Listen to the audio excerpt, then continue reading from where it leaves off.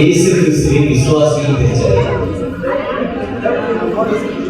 இந்த திருச்சபை கடந்த மகிழ்ச்சி சகோதரிகளால் ஆரம்பித்தது. அதை தொடர்ந்து பாஸ்டர் அனுபவம் அவர்களையும் அவர்கள் பிள்ளைகளும் இணைந்து திருச்சபையை நடத்தி வருகிறார்கள். இதில் அநேக அங்கத்தினர் உண்டு, அநேக மக்கள். ஒரு விஷயம் கூட நாங்கள் யாரும் கடந்த நாட்களில் உள்ள நமக்கு ஆராதனை நடந்தாலும் சில முறைப்படி இந்த திருச்சபையை நாம் திறந்து இவரிடம் கடந்து போகிறோம்.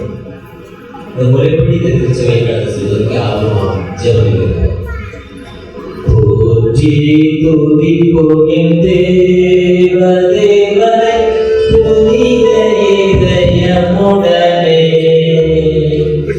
போற்றி துதிப்போம் என் தேவ தேவனை புனித இதயமுடனே. சொல்லி துதிக்கும்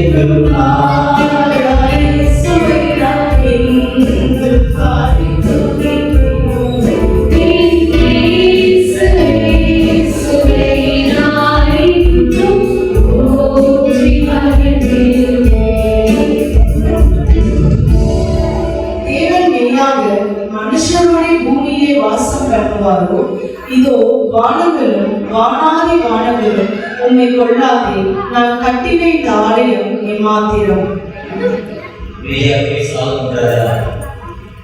60 முழம் 20 முழம் அகலம் 60 முழம் நீளம் பெரிய தேவாலயத்தை கட்டி 4500 வகையான ஆண்டுகளுக்கு முன்னால் 1,20,000 ஆண்டுகள் 20,000 ஆண்டுகள் வழிவிட்டு அந்த ஆலயத்துக்குள்ள போறப்போ தேவ பிரசனம் அவருக்குள்ள இருந்துச்சு. அந்த பிரசனம் எனக்கு அதை சொல்றாரு. 2 நாளாக மாதம் வழியாக 1 லட்சம் கேட்டு அப்படிங்கிறது மெய்யாகவே தேவன் கோவில் வாசிப்பாரு.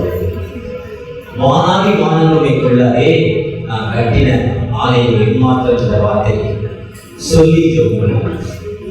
அதான் 7ஆம் அதிகாரத்துல சேவா ஜெபம் பண்றப்போ மனுஷர் கட்டின ஆலயத்தில் தேவன் வாசம் பண்ணார், இதயத்தில் தேவன் வாசம் பண்ணுவார் என்று சொல்கிறார். இது மனுஷனால் கட்டப்பட்ட அந்த சகோதரி தூர பார்வையோடு வளர்ந்தால் இருந்த மக்களுடைய விடுதலைக்காக தமது இல்லம் ஆண்டுடைய இல்லமாக அர்ப்பணிப்போடு அவங்க ஆரம்பித்து அவருடைய சகோதரர் அன்போனவர்களால் திருச்சபை மக்கள் யாவரும் இணைந்து நீங்கள் கொடுக்கப்பட்ட காணிக்கையினால் நீங்கள் ஜெபத்தினுடைய ஜெபத்தினால் இந்த திருச்சபை கீழ்ப்போம் உண்மையாக ஒருபாடு தெரியும். இருந்தாலும் நிச்சயமாக கொடுக்கிறது சொல்கிறார். ஒரு விஷயம் கூட தகப்பனே நீங்க வாங்கப்பா, உங்களுடைய கிருபை எங்களோடு ஒரு கட்டல் தகப்பனே இருக்குது. நான் மீண்டும் சொல்கிறேன். தலை முறை தாம் உலகம்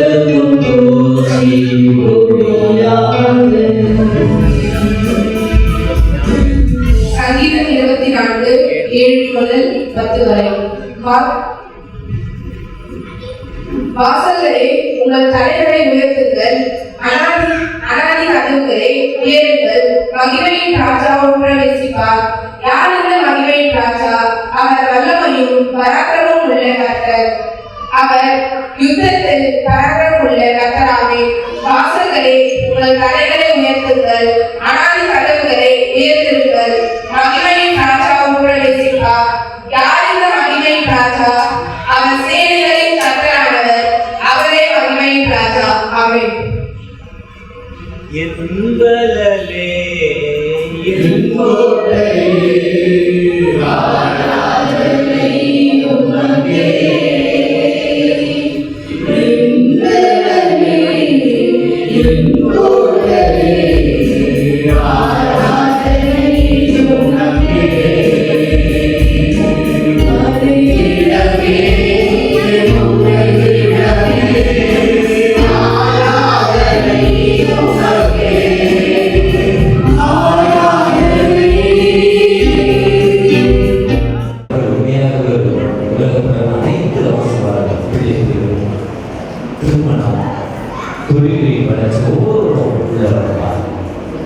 நாங்கள் ஜெபிக்கிறோம். நீங்கள் வாங்கப்பா.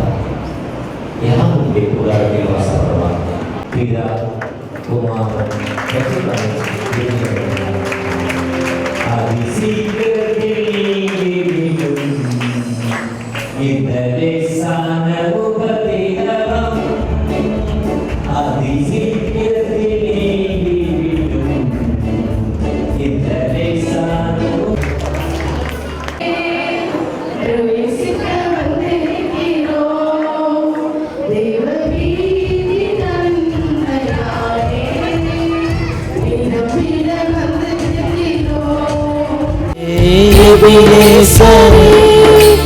இதுவரையில் உதவினீரே, எபினேசரே, எபினேசரே, இதுவரையில் உதவினீரே, இதுவரையில் உதவினீரே, உம்மை முழு உள்ளத்தோடு ஆராதிப்பேன், முழு பலத்தோடு அன்பு கூறுவேன். ஆராதனை ஆராதனை ஆராதனை ஆராதனை ஆராதனை ஆராதனை ஆராதனை ஆராதனை.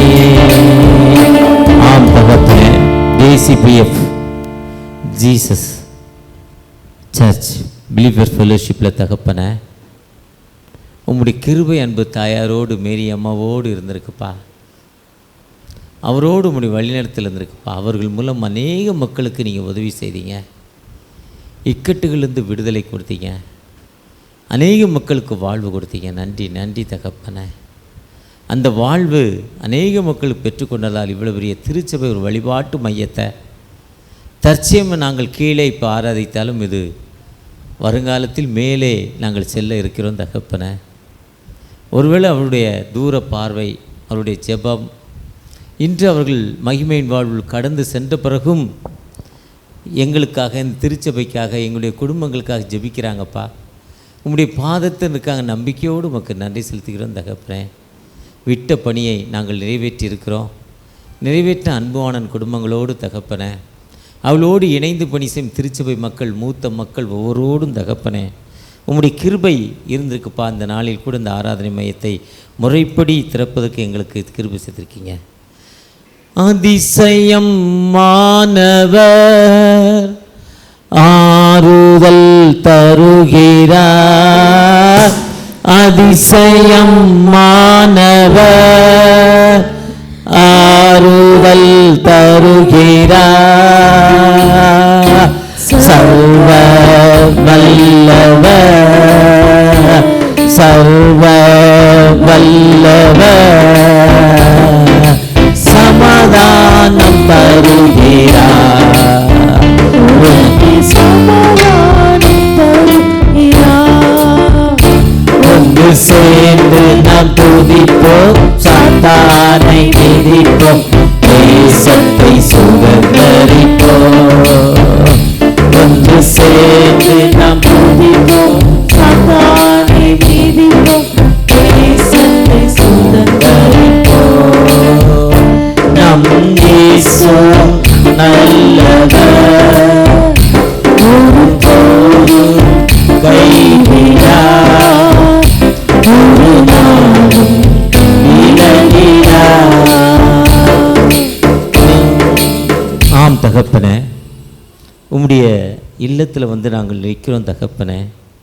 உம்முடைய வீட்டின் மைமைக்குள் பிரிஞ்சு நிற்கிறோம் தகப்பனே. ஒரு விசை கூட எங்களை இங்கே ப்ளஸ் பண்ணுங்க. இந்த நாளில் பல வேதனையின் மத்தியில், பல துன்பங்கள் மத்தியில், பல பிரச்சனைகள் மத்தியில் உம்மை நோக்கி பார்க்கிற எங்களுடைய அன்பு பிள்ளைகளை இங்கே ப்ளஸ் பண்ண போகிற தயவுக்காக கூட நன்றி. கடந்த நாட்களில் இந்த ஜெப மையத்தில் வந்து, இந்த ஆராதனை மையத்தில் வந்து, இந்த தொழுகையின் கூடாரத்தில் வந்து உம்மை தொழுத பொழுது எங்களுக்கு அநேக அற்புதங்கள் தந்தீங்க. இந்த நாளில் கூட ஒரு பிரச்சனையோடு இந்த இடத்துல வந்திருக்கேன். ஒரு கடன் பிரச்சனை தகப்பனை, எனக்கு அதில் விடுதலை இல்லை. ஸ்கின்னில் ஒரு விதமான தோலில் ஒரு விதமான கஷ்டம் தகப்பனை. பயங்கரமான நமைச்சல் நிமித்தம் அது புண்ணாகி ரத்தம் வடியுதுப்பா. அந்த வேதனையின் மத்தியில் வந்திருக்கிறேன் தகப்பனை, மனமிறங்கப்பா. அதை துணியை வச்சு மூடியிருக்கேன், எனக்கு விடுதலை இல்லை. சுகர் வியாதி நிமித்தம் என் காலில் ஒரு வலிய புண்ணில் நான் வந்திருக்கிறேன்ப்பா.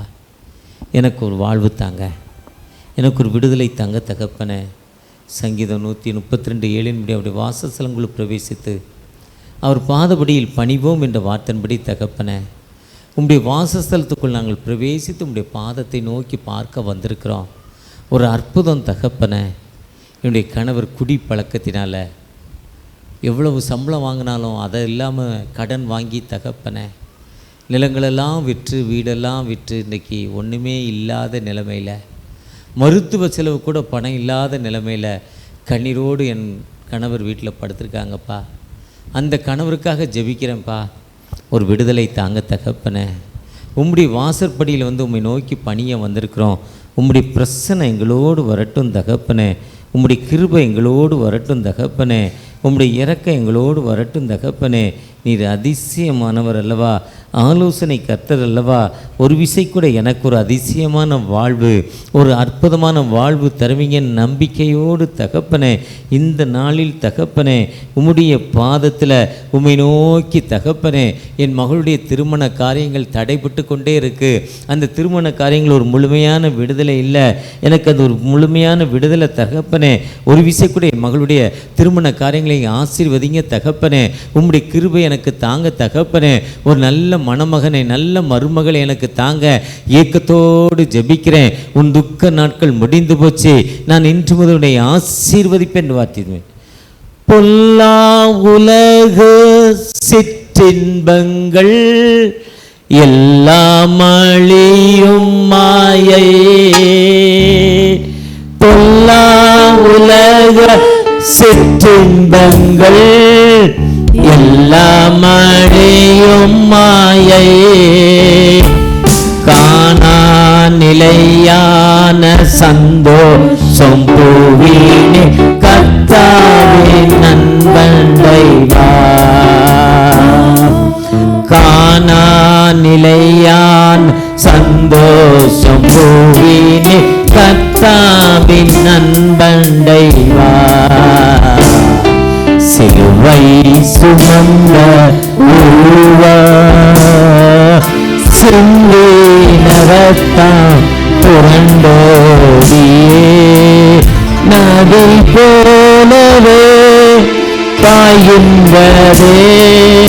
நம்பியே சுவண்டை வா, நம்பியே சுவண்டை வா. ஆம் தகப்பனே, உம்முடைய பாதத்தில் ஜீசஸ் கிரைஸ்ட் பிலீவர்ஸ் ஃபெலோஷிப்பில் தகப்பனே, உம்முடைய பாதத்தில் வந்து நாங்கள் ஒரு அற்புதம் பெற்ற மக்களாய் கடந்து போக திருவி செய்ய. அவருடைய பாதப்படியில் நாங்கள் வந்திருக்கிறோம் தகப்பனே. உம்முடைய கிருபை எங்களோடு வரட்டும், உம்முடைய இரக்கம் எங்களோடு வரட்டும் தகப்பனே. உம்முடைய அதிசயம் எங்களோடு வரட்டும். எங்களை ஆசீர்வதிங்க. எல்லாம் மீட்பர் இயேசு மூலம் வழி நடத்துங்க தகப்பனே. ஆமேன். இந்த நாளில் கூட மீண்டுமாய் உங்களை வாழ்த்துகிறேன். உங்களோடு நிற்பதில் ஆண்டவருக்கு நன்றி செலுத்துகிறேன். இங்கே சங்கீதம் எனக்கு இப்போ கொடுத்த நோட்டீஸில் சங்கீதம் 132:7 அவருடைய வாசஸ்தலங்களுள் பிரவேசித்து அவரது பாடபடியில் பணிவோம். அவருடைய வாசஸ்தலத்துக்குள் நாம் பிரவேசிக்கிறப்போ ஆண்டவர் நமக்கு விடுதலை கொடுப்பார். ரொம்ப நேரம் திங்க் பண்ணேன் இங்கே வந்து தான் அந்த சீட்டை பார்த்து என்ன சொல்லலாம் என்ன சொல்லலான்னு. ஆனால் கடைசியாக ஒரு ஞாபகம் என்னுடைய டைரியில் எழுதியிருக்கேன். நம்முடைய இந்திய தேசத்தில் மகாபாரதம் ராமாயணம் ரொம்ப முக்கியம். ராமாயணம் ரொம்ப சிறப்பானது. அதை எழுதின கம்பர் ரொம்ப சிறப்பானவர். எனக்கு ராமாயணத்தில் உள்ள அந்த கம்பருடைய எழுத்து வடிவங்கள் எனக்கு ரொம்ப பிடிக்கும். நான் வாசிக்கிறது இல்லை. யாராவது மகளை மாதிரி யாராவது சொன்னால் ரிசீவ் பண்ணிக்குவேன். அப்படி யாராவது சொன்னால் ரிசீவ் பண்ணிக்குவேன், அவ்வளோதான்.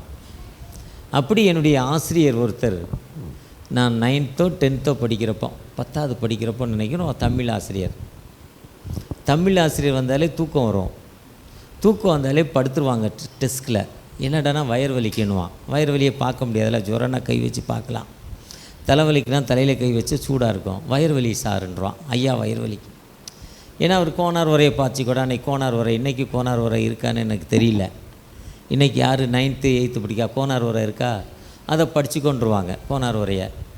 அப்படி வந்த ஐயா ஒரு வயதான ஐயா, அவர் தான் எப்போவுமே அவர் பாடம் நடத்தினாலும் புரியாது. அவர் லீவ் பிளேஸில் ஒரு புதுசாக ஒரு யங்கர் ஒருத்தர் வந்தார். அவர் யங்கர் என்பதால் லேட்டஸ்ட் டெக்னாலஜி எப்படியாவது வேலை கிடைக்கணும், பிள்ளைகளுக்கு நல்ல பாடம் நடத்தினார். அவர் ஒரு நாள் கம்பராமாயணத்தை நடத்தினார்.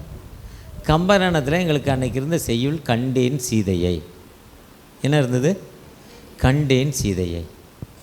சீதையை கண்டேன் எழுதியிருக்க வேண்டியது, ஏன் கண்டேன் சீதையை எழுதியிருக்கிறார் கம்பர். கம்பர் எப்போவுமே ஒரு நல்ல புலவர், கண்ணதாசன் மாதிரி. நீங்கள் வாட்ஸ்அப்பில் போனீங்கன்னா கண்ணதாசனை பற்றி அப்பப்போ ஏதாவது சொல்லிக்கிட்டே இருப்பாங்க வாட்ஸ்அப்பில். அவருக்கு பாட்டே வரல, உடனே ஏதோ ஒரு நிகழ்வை பார்த்தோன்னா எழுதி கூட பாட்டும் வரான். அதே மாதிரி தான் கம்பர். ஒரு மனிதனுக்கு கலை, அது கூட வந்த கலை.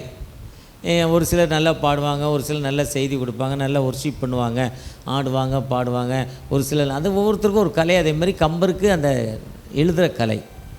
அவர் சொன்னார், ராமர் ரொம்ப நாளாக மனைவியை பிரிஞ்சிட்டார், மனைவியை காணலை, யார் தூக்கிட்டு போனான்னு தெரில, அனுமாரை கூப்பிட்டு நீ என் மனைவியை பார்த்துடுவான்னு சொன்னார்.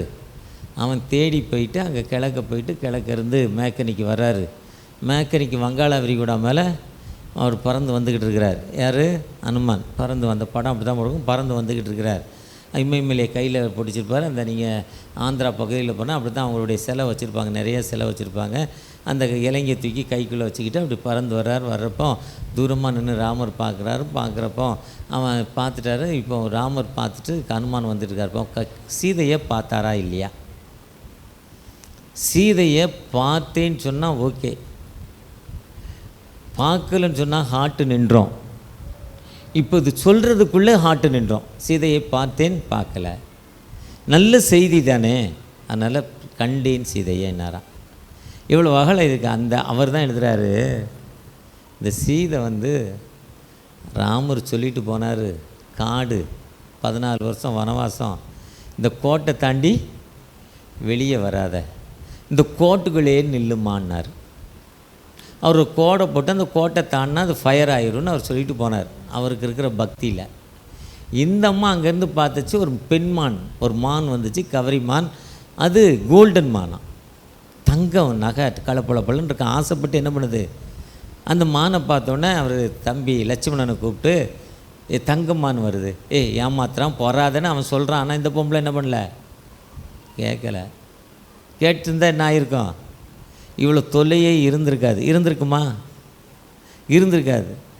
கோட்டை தாண்டி வரப்போய் தான் என்ன ஆச்சு, அது ஒரு பெரிய அதுதான் கதை. கதை என்பது அது ஒரு கதை வடிவம். அது அதே மாதிரி தான் ஆண்டவர் சொல்கிறாரு. நீதிமொழிகள் 7ஆம் அதிகாரம் 1ஆம் வசனத்தில் வாசிங்க. மை சன் மை டாட்டர், நீ என் வார்த்தைகளை காத்து என் கட்டளைகளை உன்னிடத்தில் 119:33 சங்கீதத்தில் சொல்கிறாரு. என் 119:33 வாசிங்க. கர்த்தாவே உமது பிரமாணங்கள் என்னன்னு எனக்கு சொல்லிக் கொடுங்க. முடிவு புரிந்தா நான் என்ன பண்ணுவேன், teaching your commandments teaching me, எனக்கு சொல்லிக் கொடுங்க. அதுதான் ஆண்டுடைய வேதத்தை. அதுதான் சங்கீதம் 32:8 சொல்லுது, நான் உனக்கு போதித்து நீ நடக்க வேண்டிய வழியை உன்மேல் கண்ணை வைத்து உனக்கு ஐ அட்வைஸ் யூ. ஆண்டவர் நமக்கு கட்டளைகளை சொல்லிக் கொடுக்கும் ஆண்டவர். அந்த ஆண்டவர்கிட்ட நம்ம சில நேரங்களில் அந்த தவறுகளை ஆண்டவருடைய வார்த்தையை விட்டுட்டு வெளியே போயிடுறோம். எப்படி வெளியே போயிடுறேன்னா, அட்லாண்டிக் கடலில் ஒரு விதமான நாய் இருக்குது, அது ரொம்ப டேஸ்ட். எஸ்கிமோக்கள் அந்த நாயை சாப்பிடுவாங்க. நம்ம ஊரில் சிக்கன், பீஃப் இருக்குது, பன்னிக்கறி, மாட்டுக்கறி, கோழிக்கறி, ஆட்டுக்கறி. காட்டுக்குள்ளே போனால் தெரிஞ்சவங்களுக்கு மான்கறி தருவாங்க, இன்னும் தெரிஞ்சவங்களுக்கு அதை காட்டு பன்னிக்கறி தருவாங்க. இதே மாதிரி ஒவ்வொருவரும் நேற்று முந்தா நாள் அதாவது அந்த ஒரு நரிக்கிறோர் மக்கள் மத்தியில் போனேன். அவங்களோட பூனையை பற்றி பேசணும், ரொம்ப சந்தோஷம். அவங்களுக்கு நம்ம கறியை பற்றி ஐயா பேசுகிறாரு. அதே மாதிரி ஒவ்வொருத்தருக்கும் ஒன்று பிடிக்கும். அந்த அட்லாண்டிக் பகுதியில் ஒரு விதமான நாய், அந்த நாய் ரொம்ப டேஸ்டியாக இருக்குமா. அந்த எஸ்கிமோக்கள் அந்த நாயை ரொம்ப பிடிச்சி வேட்டையாடுவாங்களாம். அட்லாண்டிக் கடல் வந்து ஒரு குறிப்பிட்ட காலங்களில் டிசம்பர் மாதம் தண்ணி இருக்காது, ஐஸ் கட்டியாக இருக்கும். கடல் மேலே நடக்கலாம், ஐஸ் கட்டி தண்ணியெலாம் ஐஸ் ஆயிரும். அந்தளவுக்கு பனி, -23 டிகிரி. நமக்கு 39 டிகிரி செல்சியஸ், 23 டிகிரியில் குளிருது. அதே இன்னும் மைனஸ் ஆனால் எவ்வளோ போயிடுது. அப்போ அந்த குளிரில் என்ன பண்ணுவான், அந்த நாய் வெளியே வருமா. அந்த நாய் நடுராத்திரி தான் வெளியே வருமா. நடுராத்திரி குளிர் வெளியே வர முடியாதான். அந்த எஸ்கிமோக்கள் என்ன பண்ணுவான்னா, வாலில் வந்து ஒரு விதமான பிளட்டு வச்சுருவானா. ஏதாவது மிருகத்தை அடித்து பிளட்டு தேய்ச்சிக்கிட்டே இருப்பாங்களாம். அந்த பிளட்டு தேய்க்க அது உறைஞ்சிக்கிட்டே இருக்குமா அந்த வால் வந்து 1 இன்ச்சு கனம், இந்த கண்ணாடி கனம். இதுக்கு மேலே இன்னும் இவ்வளோ கனம் முன்பக்கம் பின்பக்கம் பிளட்டை தேய்ச்சிருவாங்க, காஞ்சிரும்.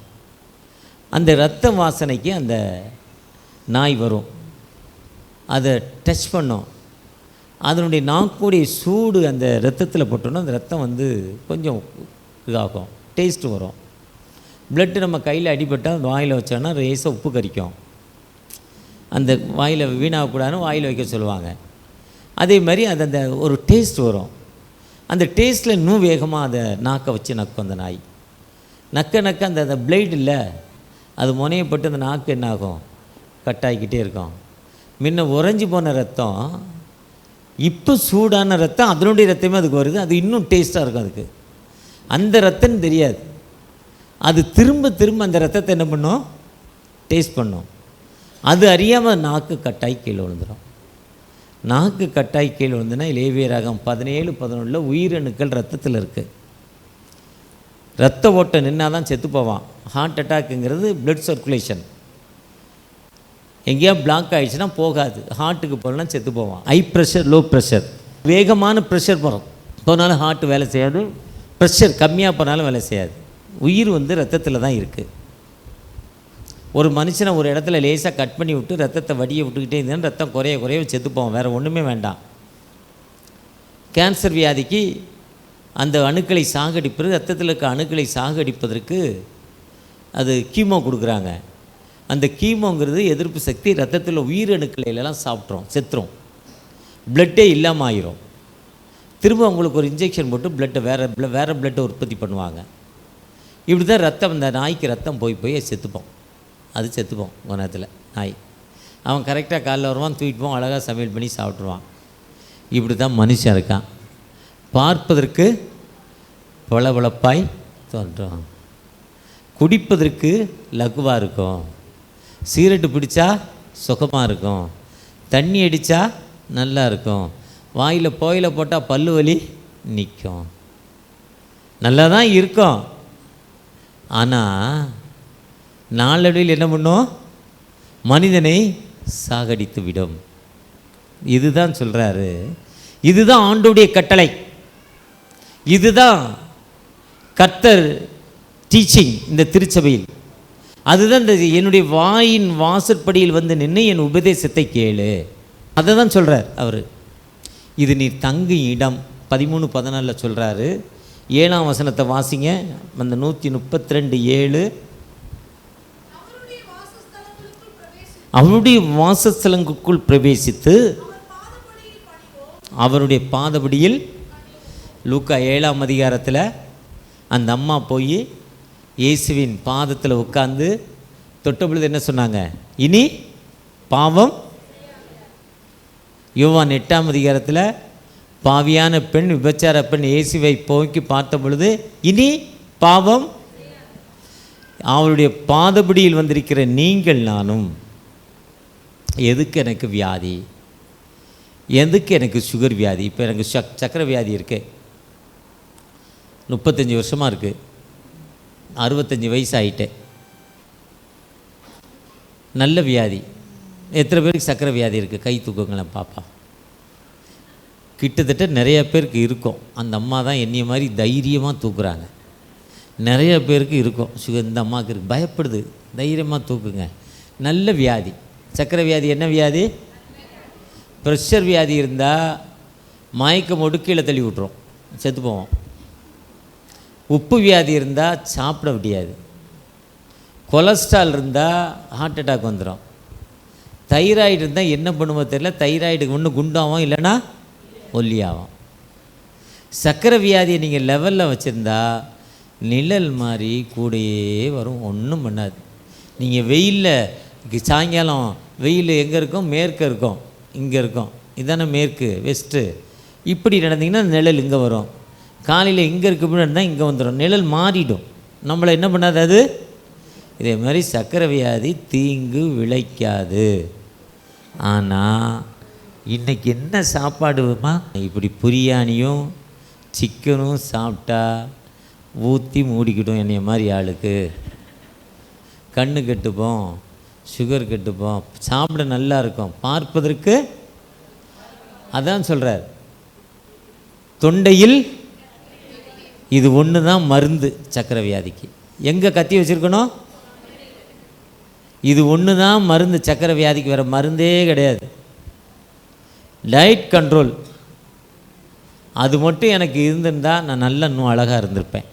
அது டயட் கண்ட்ரோல் எனக்கு இல்லை. இருந்தாலும் கடவுள் பலனை தந்திருக்கிறார். அப்போ அப்படி வார்த்தைக்கு என்ன பண்ணலை, அவருடைய சன்னிதானம் என்பது நமக்கு போதிக்கிற இடம்.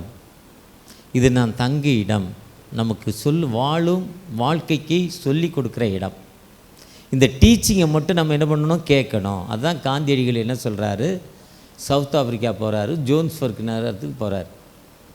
ஜோன்ஸ்பர்க் நகரத்துக்கு போகிறப்ப இதே மாதிரி சர்ச்சுக்கு கூப்பிட்டு போகிறாங்க. பின்னால் உட்காந்துருக்கிறார். நல்ல பிரசங்கம் பண்ணாங்க, கேட்டார். சூப்பர் பிரசங்கம். முடிஞ்ச பிறகு பிரசங்கம் பண்ணுறோம் அது மாதிரி நடக்கிறான்னு பார்த்தா அவர் ஆல்ட்ரை விட்டோன்னே என்ன பண்ணலை. இப்போ இங்கேருந்து போனோன்னே இந்த அம்மா சீனி ஏதாவது ஸ்வீட் கொடுத்தோன்னே என்ன பண்ணுவேன், சாப்பிட்ருவேன். அந்த அம்மா அவங்க அம்மா நல்ல சாப்பாடு கொடுக்கும், சூப்பராக சாப்பாடு கொடுக்கும். அந்த அம்மா சாப்பிடாத என்னன்னு தெரியாது, ஏன்னா 32 கிலோ தான் எடை இருக்குன்னு நினைக்கிறேன். அந்த அம்மா நல்ல சுவையான உணவு கொடுக்கும். அந்த அம்மா பொத்துன்னு விழுந்துருவோம். இதுதான் அவருக்கு என்ன சொன்னார்னா, பிரசங்கம் பண்ணுறோன்னு நடக்கலை. ஒருத்தர் மைக்கை பிடிச்சி ஒருத்தர் அப்படி நடந்து போனார். ஒருத்தர் செத்து போகலான்னு நடந்து போனார். பஸ்ஸில் ட்ரெயினில் தலையை வச்சு சாக போனார், ரயில்வே ட்ராக் பக்கத்தில். அப்போது ஒரு 3 லட்சம் பேர் ஒரு இடத்துல கூடியிருக்காங்க. ஒருத்தர் பேசிகிட்டு இருக்கார். எல்லாம் ஆண் பார்த்துக்கிட்டே இருக்காங்க. சரி நம்ம தான் சாக போகிறோம், மனசு சரியில்லை. இந்த 3 லட்சம் பேருக்கு அவர் பேசுகிற என்ன தான் பேசுகிறாருன்னு அவரும் போய் உட்காந்து கேட்டாராம். ரொம்ப நேரம் 3.5 மணி நேரம் பேசி முடித்த பிறகு எல்லோரும் போயிட்டாங்க.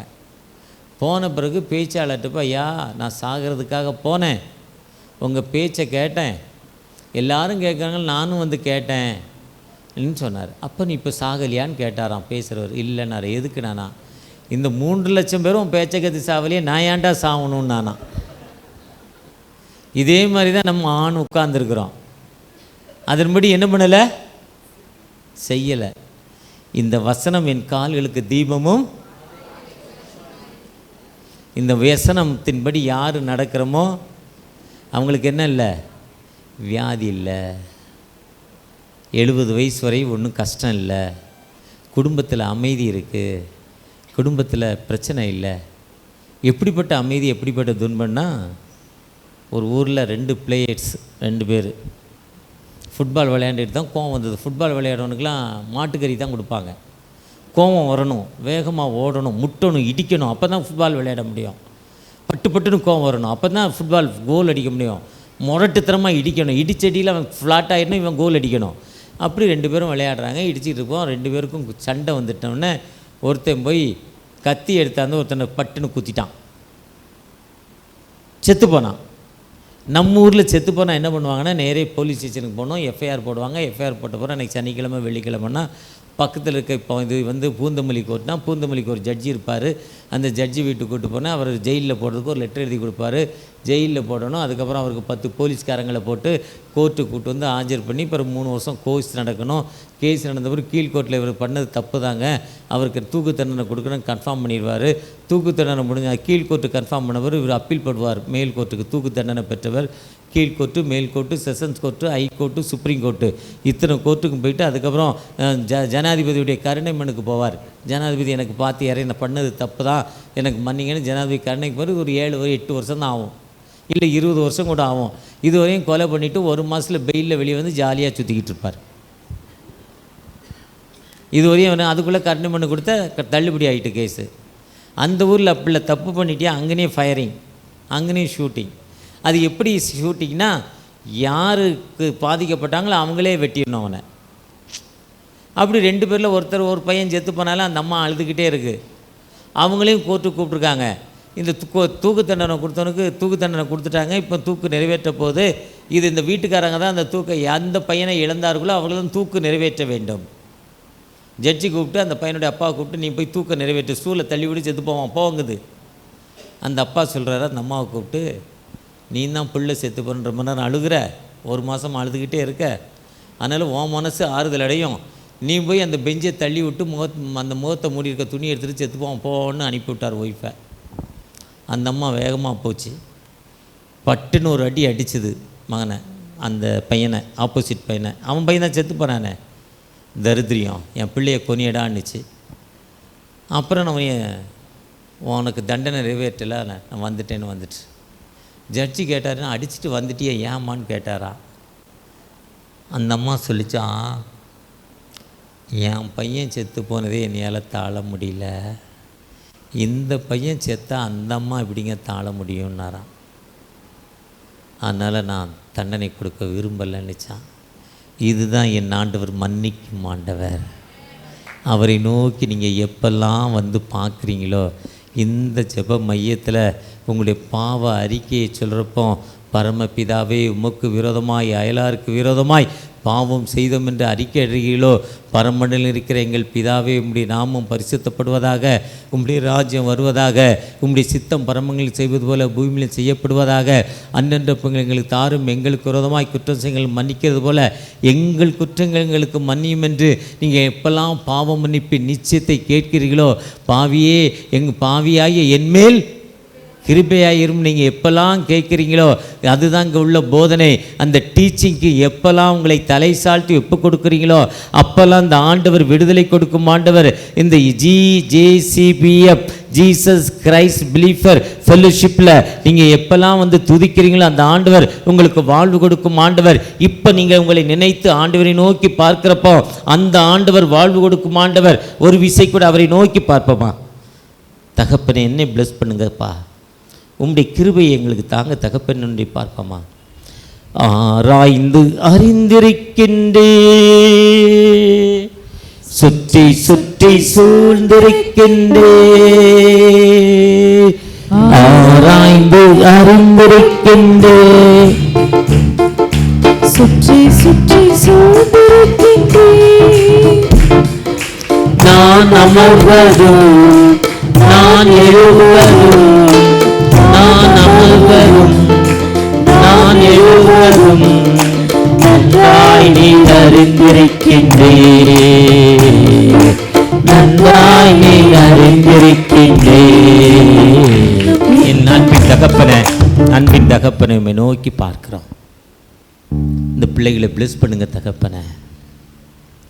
யாரெல்லாம் தங்களை நினைத்து எனக்கு ஏன் இவ்வளோ கஷ்டம், எனக்கு ஏன் இவ்வளோ வேதனை, நீதிமொழிகள் 28:13 படி பாவங்களை மறைக்கிறவன் வாழ்வடைய மாட்டான், அறிக்கை செய்து விட்டு விடுகிறவன் இரக்கம் பெறுவான் வார்த்தைப்படி. யாரெல்லாம் அர்ப்பணிப்போடு உம்முடைய பாதத்தில் உம்மை நோக்கி பார்த்தாங்களோ, அந்த மக்களுக்கு ஒரு விடுதலை கொடுங்கப்பா, அந்த மக்களுக்கு வாழ்வு கொடுங்க.